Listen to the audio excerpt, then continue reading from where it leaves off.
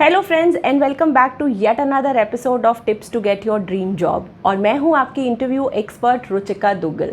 और आज की क्लास में हम डिस्कस करने वाले हैं हर उस छोटी चीज़ के बारे में जिसका ध्यान आपको रखना है अपने इंटरव्यू ख़त्म होने से लेकर अपनी नई जॉब में जाने तक। जी हाँ, आज की क्लास में हम डिस्कस करने वाले हैं 5 important things that you must remember after your interview. Not only this, towards the end of the class, as usual, I am going to share with you a bonus tip जो आपको help करेगी एक important interview question का सही तरीके से जवाब देने में। तो चलिए आज की क्लास शुरू करते हैं।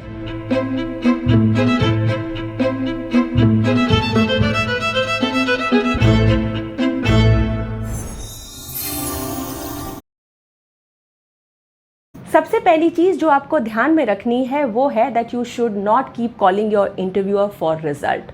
अपना रिजल्ट जानने के लिए इंटरव्यूअर को बारी बारी कॉल मत करिए।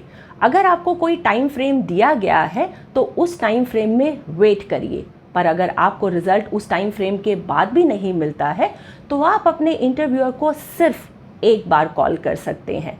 बारी बारी कॉल करना आपकी डेस्परेशन को शो करता है और ये एक अनप्रोफेशनल बिहेवियर भी है।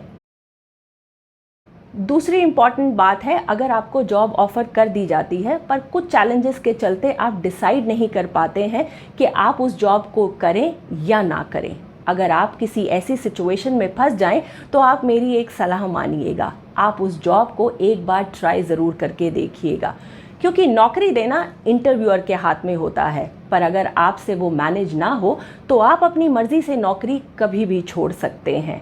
और वैसे भी जिन चैलेंजेस के बारे में आज आप बहुत ज़्यादा सोच रहे हैं वो एक्चुअल लाइफ में मैनेज हो जाते हैं। पर मान लीजिए अगर ये चैलेंजेस आपसे एक्चुअल लाइफ में या आपकी जॉब पर भी मैनेज ना हो तो आप तब तक रिज़ाइन मत करिएगा जब तक आप अपनी फर्स्ट सैलरी ना ले लें, क्योंकि देखा ये गया है कि 1 महीना काम करने के बाद आप चैलेंजेस के साथ डील करना सीख जाते हैं। और अगर ऐसा नहीं भी होता तो आपकी फर्स्ट सैलरी आपके हाथ में आपको बेटर डिसीजन लेने के लिए हेल्प करती है।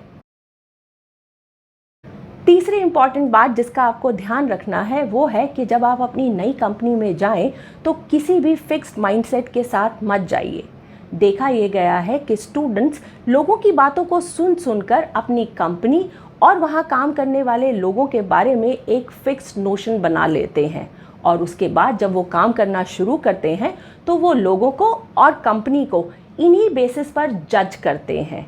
याद रखिए, आपकी ओपिनियन और आपका एक्सपीरियंस लोगों से अलग हो सकता है, इसलिए लोगों की बातों में मत आइए और अपनी ओपिनियन खुद बनाइए।